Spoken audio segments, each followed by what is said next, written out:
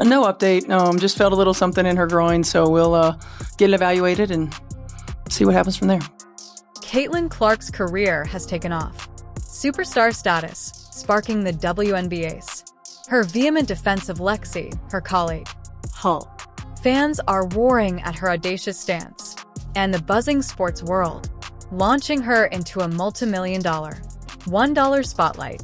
This thrilling moment reveals unadulterated devotion and desire that changes the game.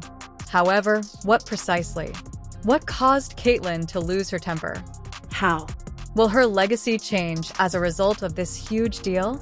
Let's get started and see why she's changing the basketball rules. Fame. The setup of the Indiana Fever to fail. Whenever the Indiana Fever takes onto the court, they seem to be going into combat rather than a game of basketball. There are bruises on the bodies.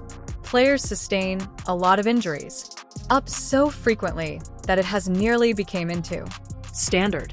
The worst part is how not much appears to be done to keep them safe. There is no genuine mechanism or safety net in a location to halt the mayhem. It's a severe circumstances in the WNBA.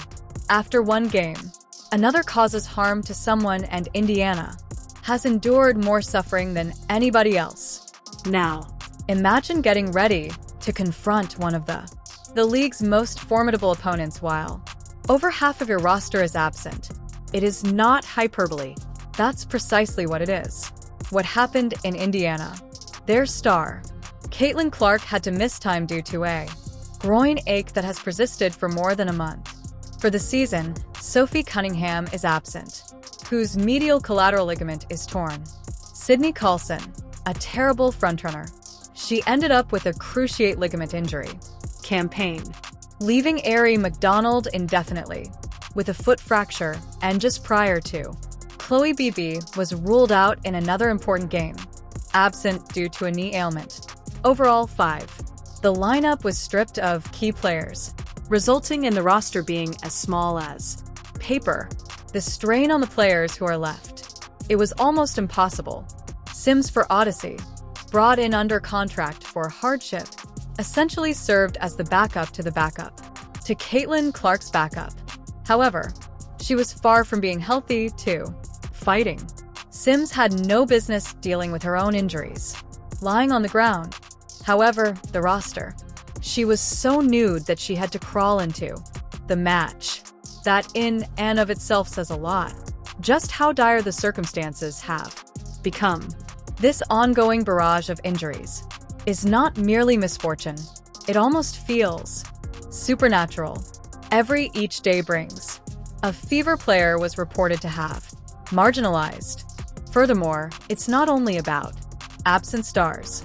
It concerns how these injuries tear away the basic framework of the group. Wings, shooters, guards, all. In a flash, it was gone. Consequently, Lexie Hull and Kelsey Mitchell bears no two burdens. Shoulders should never be required of athletes. In the match against Minnesota, Hull had to play 37 grueling minutes and score 23 goals. Points as pure rather than as a luxury. Survival. Additionally, Kelsey Mitchell gave all of her possessions, losing 26 points, while engaging in combat with multiple squads and smothering protection.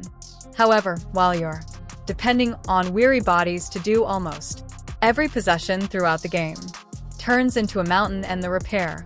There weren't many better solutions. The group was impulsively signing players, occasionally within a few hours of the tip. Petty hardly had time to get her bag unpacked prior to being included in the rotation. Still limping, Odyssey Sims was anticipated to maintain the offensive momentum.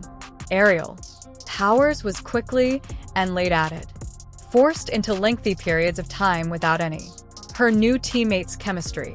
It was disorder on the court, a bunch of strangers, compelled to gel instantly while there. Every error was exploited by the opposition. Even head coach Stephanie White acknowledged the obvious. The level of physicality her weakened troops faced was far beyond what they could realistically handle. Every drive to the basket cost them more energy. Every defensive stop felt like a war. The players were battling with dignity, but with such thin depth, even the fundamentals become tiring. Yet somehow, despite all this, they kept battling. That's the thing about this Fever squad. They wouldn't give up, regardless of how unfavorable the odds were against them. But this is where the tale becomes more sinister. As vicious as the injuries weren't the most. The night's destructive factor. What? More than missing, Indiana was crushed. Half of their roster consisted of items that it shouldn't have been an issue. The referees, the individuals intended to uphold equity and safeguard the athletes who appeared oblivious to the penalty. Indiana won. Strikes to the face interaction. That obviously left players stunned. Ignore the fouls. Repeatedly, the whistle never came. It resembled the Fever wasn't merely battling their adversaries. They were engaged in combat with the officials as well. Once after, fans were left after another crash, shocked as there was no call. The participants' anger was evident, yet there was nothing they could do. This wasn't merely basketball no more. It was a matter of survival, combined with unfairness. The Fever wasn't only outmanned, they were weakened. Additionally, as the game progressed, the question became louder. Were the referees present, just not getting calls? Or did it exist? Is there something more profound going on here? Referees who purposefully work against Fever in Indiana? Is there any chance that didn't the stripes look anything but neutral? Remain. Stay closely, as what follows will compel. You should doubt everything about this game. The referee's actions against the Indiana Fever. What occurs when the referees no longer act impartially and instead begin influencing the game itself. That's what the Indiana Fever encountered in a match that astonished spectators and players are furious. Already, Lexie Hull, carrying a big load with a lot of teammates, moved into her place and sidelined her, playing the defensive against Kayla McBride. It appeared to be a typical struggle for position. McBride then swung her arm through using force rather than passing by her. An elbow struck Hull in the face. Hull fell immediately, holding her jaw, and all onlookers believed the choice was obvious.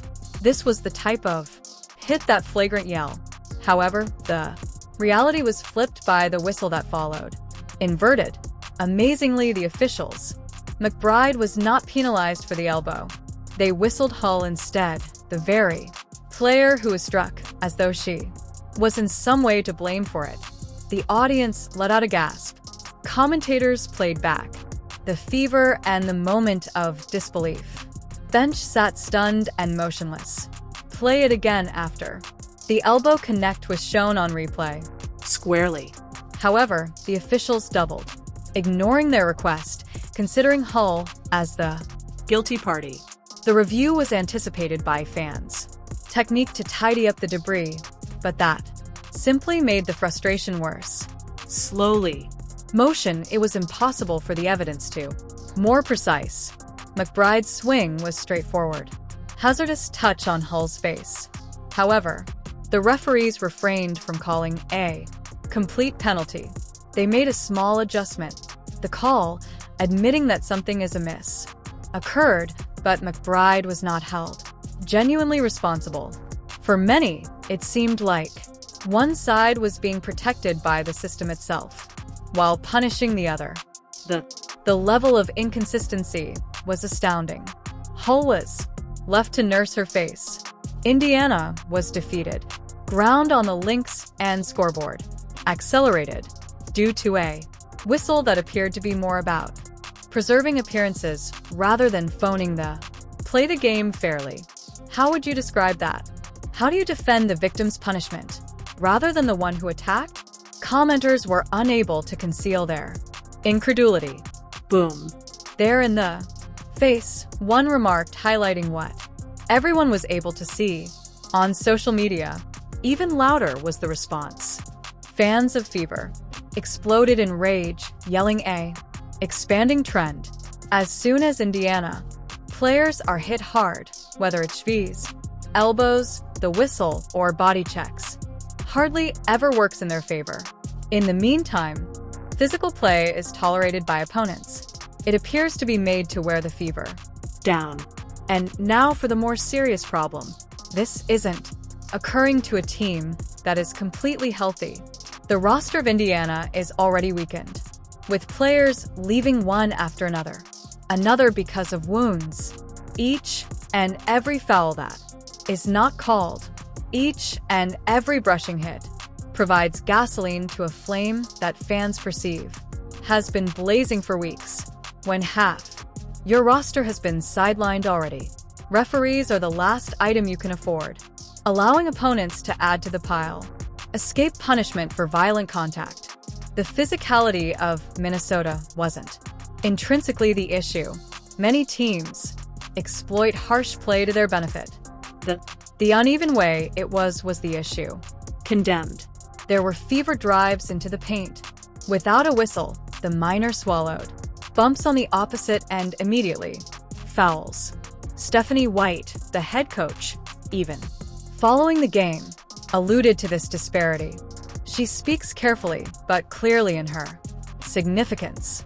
Her group wasn't being served on an equivalent scale to their adversary. To both players and spectators, the message seemed clear.